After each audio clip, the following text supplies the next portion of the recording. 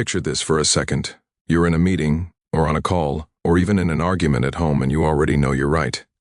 You've done the homework, you've seen this pattern before, you can feel in your gut where this is going. But the second you push, the second you show how much you know, it all turns into a power struggle. People get defensive, they dig their heels in. You walk away frustrated, thinking, if they just listened to me in the first place, all of this could have been avoided. Now imagine the same situation, except this time you don't push, you don't flex, you don't try to win in the obvious way. Instead, you lean back. You act a little smaller than you are. You let the other person feel smarter, stronger, more in control.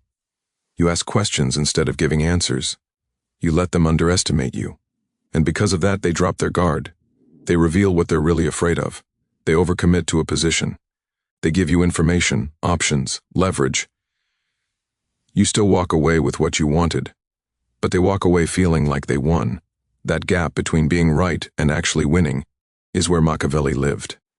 And that's what acting powerless is really about. And before we go any further, let's get something straight. I'm not talking about being a doormat or pretending to be weak so people can walk all over you. I'm talking about treating power like a strategy, not a costume. In a world where everyone is trying to look strong, looking a little harmless can be the most dangerous move in the room. If you've ever felt like you keep losing situations, you should be winning. Negotiations, arguments, office politics, family decisions. This is going to make a lot of sense to you because odds are you were taught the exact opposite strategy. Most of us were raised on stand up for yourself, never back down. Don't let anyone think they're better than you. Sounds empowering, right? But in real life, especially as an adult, navigating work, relationships, money, and responsibility, always trying to look powerful often backfires. You've seen it. The CO worker, who has to show they're the smartest person in every meeting. The friend who turns every disagreement into a courtroom. The partner who has to win every argument on principle. You don't walk away respecting them more. You walk away tired, closed off, less likely to cooperate next time. Machiavelli understood something uncomfortable. People rarely move based on logic alone. They move based on ego, fear, pride, and self-image. And when you challenge those things head-on, they fight you even when they know you're right. So what's the alternative? Instead of meeting power with power, you let other people feel powerful while you quietly steer the situation underneath. That's acting powerless. It's not real powerlessness. It's strategic softness. It's choosing to look like you're not a threat so you can actually get what you want. Let's ground this so it doesn't stay as abstract, manipulative-sounding theory because you're an adult with real problems, not a cartoon villain. Think of it more like this. You trade the short-term satisfaction of I proved my point for the long-term satisfaction of I got the outcome I actually wanted. Let me give you a simple example. You've got a boss who loves their own ideas. You know the type. The more you push back, the more they double down. If you say, I think that's a bad idea because XYZ, they hear, I think you're wrong. And suddenly this is about ego, not logic. If you try to be powerful there, confrontational, assertive, dominant, you trigger every defensive reflex they have. You might be technically right, but you're politically dead. Now switch it. You walk into that same conversation and you act a tiny bit powerless on the surface. Not helpless, just not threatening. You say something like, you know this area better than I do, but I've been noticing a couple of things that might be worth checking before we roll this out. Can I run them by you? What are you doing there? You're lowering their guard. You're making their ego feel safe. You're giving them status. You know this area better than I do. And then you slide in the concerns you actually have. You frame your objections as questions. Instead of this won't work, you ask, how do you see this working if X happens? On the surface, you're acting a little less powerful. Underneath, you're controlling the direction of the conversation. You're forcing them to think through the downsides without making them feel attacked. And if they change their mind, they'll probably present it as their own realization, not yours. If you can stomach that, you win more often. If you can't stomach that, if you need your fingerprints all over every victory, you might be powerful in your own head, but you'll lose a lot of battles. You didn't have to. That's the harsh part. Now let's connect this back to Machiavelli because this tactic didn't come from corporate TikTok. Machiavelli wrote about rulers who survived not by brute strength alone, but by managing appearances. One of his big themes is, it's often safer to be underestimated than overestimated. When people think you're weaker than you are, they relax, they speak freely. They don't coordinate against you, they don't see you as a threat, and that's when you move. There's also another layer, envy. When you show too much power, too much success, too much brilliance, people resent it. They pull you down quietly or openly. When you look a little less dangerous, you avoid envy, but you keep control. So, how do you use this in your life without turning into some cold, manipulative schemer? Let's break it into something usable. There are 3 main pieces we're going to focus on. First, how you look, not your clothes, your posture, your energy, how hard you push yourself onto situations. Second, how you talk, the language of powerlessness that actually strengthens your position instead of weakening. Third, how you think. The internal mindset that allows you to use this strategy without losing your self-respect. We'll go one by one, and you'll probably recognize situations in your own life where this could have helped. Let's start with how you look in a situation. You know those people who walk into a room like they're carrying their resume on their forehead? You can feel them needing to be impressive, needing to be validated. They brag, they correct people. They can't let anything slide. They think they're signaling power, but what they're actually signaling is insecurity. Acting powerless starts with dropping that need. You don't have to tell people how smart you are. You don't have to jump in with your opinion immediately. You don't have to be the first one to speak. In fact, the less you rush to assert yourself, the more breathing room you get to observe. Here's a really practical move. Be the person who asks the first question, not the person who gives the first answer. That alone changes your entire role in the room. You go from "I'm here to win" to "I'm here to understand." People will share more, reveal more, argue in front of you, and you're quietly collecting information. On the outside, you look less powerful. On the inside, you're becoming the only person who sees the whole chessboard. Another visual part of this is how you react to provocation. Let's say someone comes at you aggressively. They talk over you, dismiss your idea, attack your character in a subtle way. The normal, powerful response is to fight back, raise your voice, defend yourself immediately. You match their energy. That's understandable. It's human. But in many situations, it actually hands them control of the tempo. Acting powerless here looks like this. Instead of reacting big, you react small. You pause. You let a couple of seconds of silence hang. You might even say in a neutral tone, "Okay, help me understand where you're coming from." You look curious instead of offended. You're doing something psychologically brutal, but quiet. You're refusing to play the emotional game they started. They expected a fight, not a calm mirror. They don't get the satisfaction of rattling you. People watching see you as more composed, more grounded, and because you didn't escalate, you now have more moral and social leverage if you do need to push back later. It feels like not defending yourself. It looks on the surface like weakness, but it's a chosen weakness. It's a rope-a-dope. You're letting them swing wild so they tire themselves out. Now, let's talk about language because the words you use are the easiest place to start practicing this. There are certain phrases that sound powerless, but are actually strategic. "I might be wrong," but is one of them. If you're used to arguing from a place of certainty, "I know for a fact this is definitely wrong." That will never work. This will feel like swallowing your pride, but watch what it does. When you open with, "I might be wrong," you disarm the other person's ego. You're not coming in as a threat. You're coming in as a thinking partner. You leave them room to be right with you instead of against you. Then you lay out your perspective clearly. You don't water down your argument, you just package it in a way that doesn't force them into a corner. Another phrase, "What am I missing?" Let's say you're sitting in a meeting and the decision is going in a direction you disagree with. You could say, "This doesn't make sense." That's the powerful approach. It challenges, confronts, attacks. People shut down. Or you say, "I'm trying to connect this with XYZ. What am I missing?" It sounds like you're the one who's confused. You're acting a bit less than you are, but the effect is brutal. Now they have to explain their logic out loud in detail. Often they'll expose the flaws themselves, and if they can't, the room notices. The third phrase is uncomfortable, but incredibly useful. You might be right. This isn't about surrendering the truth. It's about cutting off the power struggle before it starts. Imagine you're arguing with a family member who always has to win. You know the type. If you try to prove them wrong, the argument lasts days. It poisons the atmosphere. You win the logic but lose the relationship. Instead, when they say something you disagree with, you go, "You might be right." Pause. Let their ego take the win. Then you add, "Here's how I've been seeing it though." And you give your version, calmly, briefly, without trying to convert them. You haven't lost. You've just refused to play the conversion game. You've protected your peace, kept connection open. and still expressed your reality. That's what acting powerless looks like in conversation. You show less need to. Win the moment so you can win the bigger picture. Now, if you're listening to this and thinking, okay, but I'm tired of being the one who bends. I've spent years over-compromising. I don't want to act powerless anymore. That's valid. You might already feel small. You might already feel overlooked, underestimated, dismissed. The last thing you want is another strategy that tells you to shut up and smile. So let's draw a very clear line.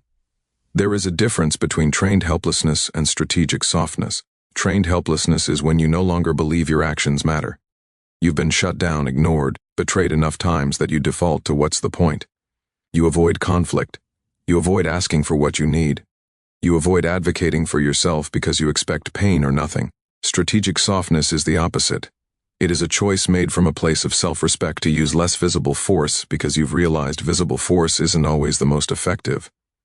You still know what you want. You still know what you're capable of. You still move. You just don't need every move to be loud. If you relate more to the "I've been powerless my whole life" side, here's how you make sure this strategy actually empowers you instead of trapping you. First, privately in your own mind or journal, you commit to what you want. That raise you're afraid to ask for. That boundary you need in your relationship. That decision you believe is right for your kids, your health, your finances. You write it down. You own it internally. Machiavellian strategies only work for you if you're clear on your own aims. Otherwise, you'll just end up supporting everyone else's agenda. Second, you make a promise to yourself. I will not use acting powerless to abandon myself. If you're pretending to agree, but inside you're resentful and seething, that's not strategy.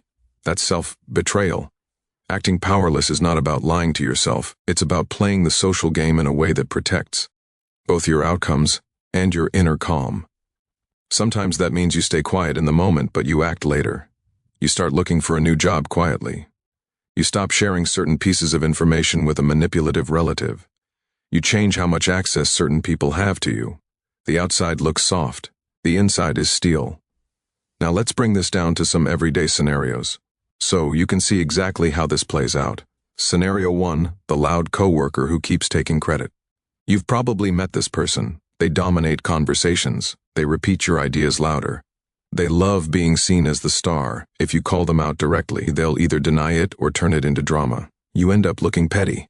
Acting powerless here might look like praising them publicly while building your real power quietly. In a meeting when they repeat your idea.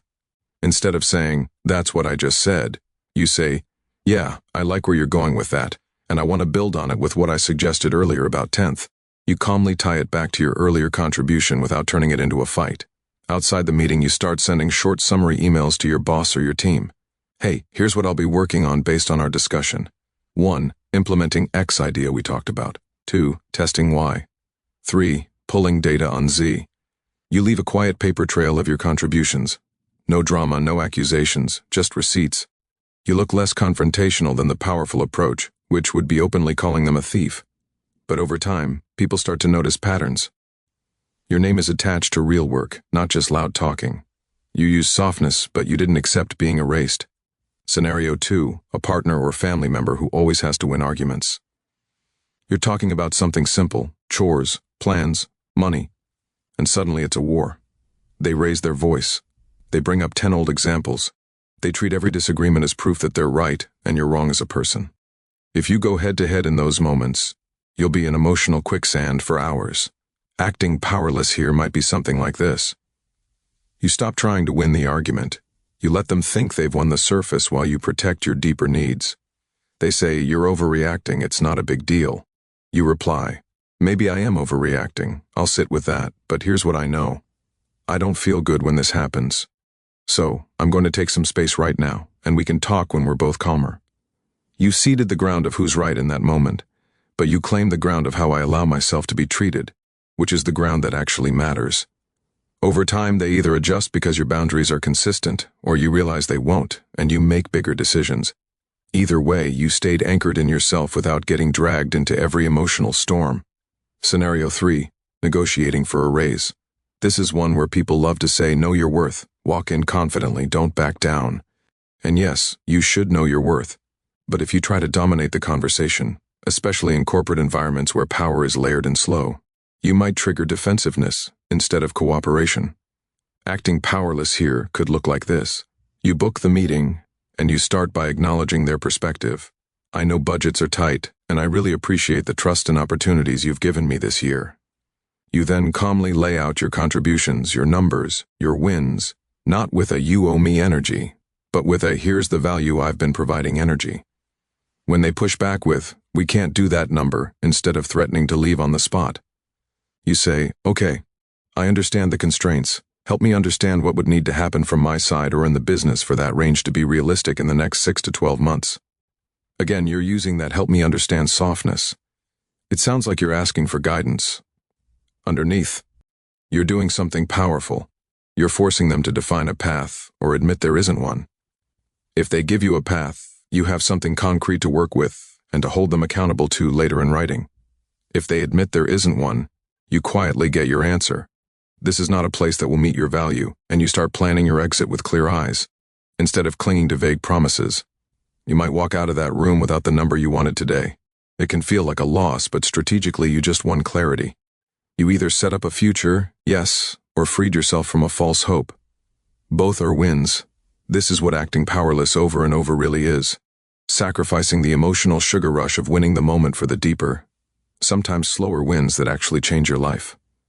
But there's one more layer we have to talk about, and it's internal, because you can't play this game well if your ego is out of control. Machiavelli talks a lot about appearances and manipulation, but underneath his advice is a brutal acceptance. The world is not fair. People are not purely rational, and your feelings about how things should be do not change how they are.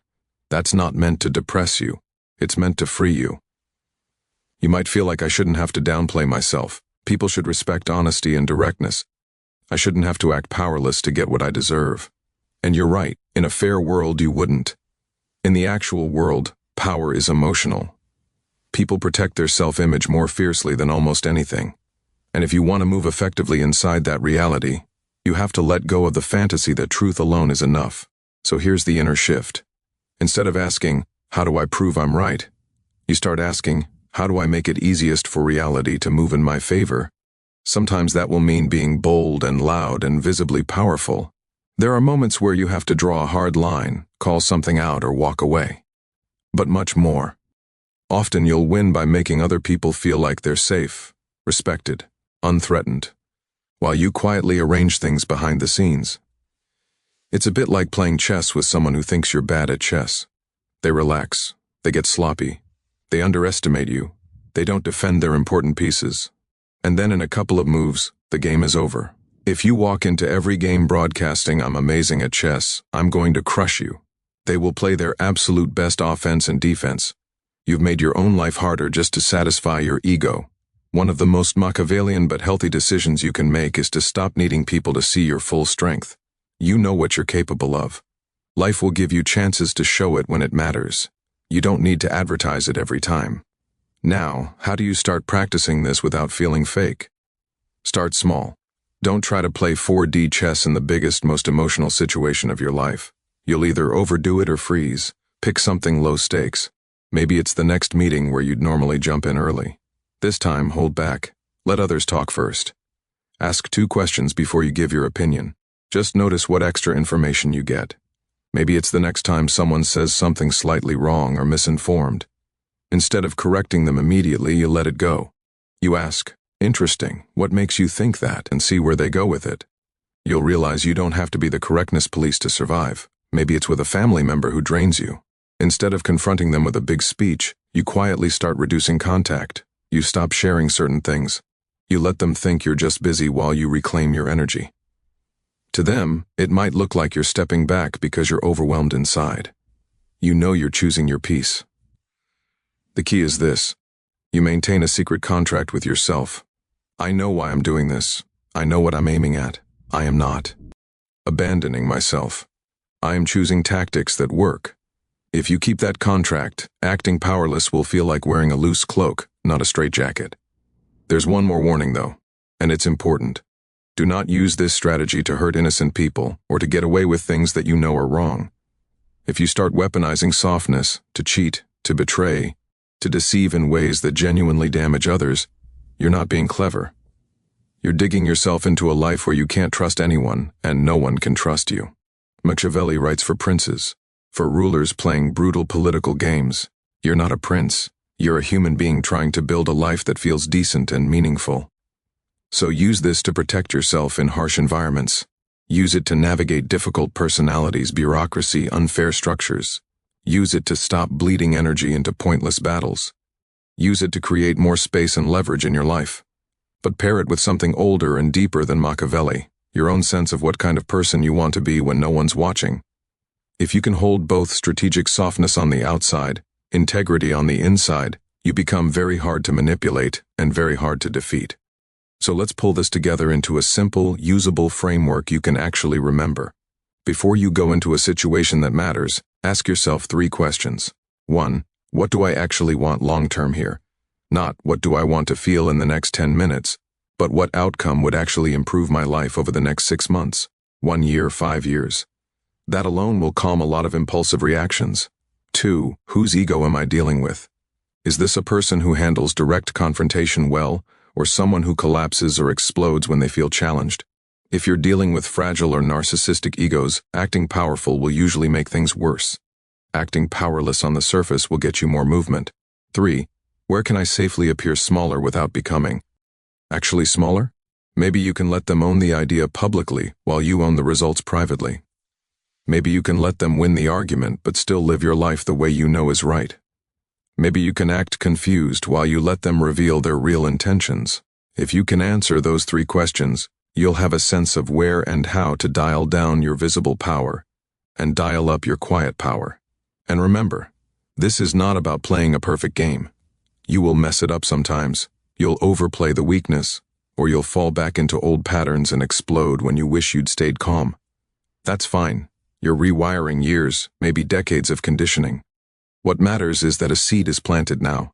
Next time you're in that familiar situation, the patronizing boss, the never-wrong relative, the tense money conversation, the office politics you never wanted to touch, you'll feel a tiny pause inside you. A quiet voice will go, I don't have to show my full strength here to protect myself. I can let them think they're winning while I actually move in the direction I want. You'll hesitate. Your ego will scream to jump in, to prove something, to fight for your honor.